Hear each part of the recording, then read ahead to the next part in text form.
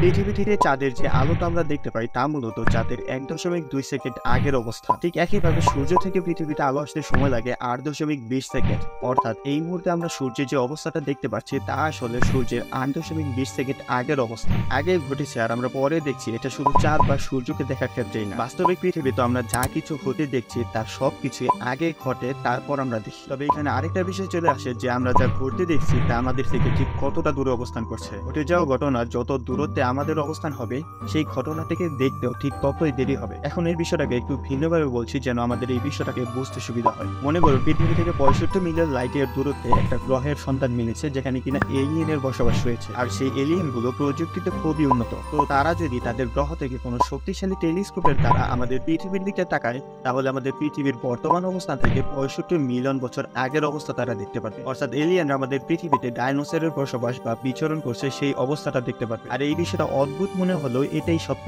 আবার ঠিক একইভাবে পৃথিবী থেকে নেপচুন গ্রহের দূরত্ব 4 লাইট ইয়ার আওয়ার। এখন নেপচুন গ্রহে যদি কেউ কখনো যেতে পারে আর সেখান থেকে কোনো শক্তিশালী টেলিস্কোপ দ্বারা আমাদের পৃথিবীর দিকে তাকায়, তাহলে নেপচুন থেকে আমাদের পৃথিবীর 4 ঘন্টা আগের অবস্থা দেখতে পাবে।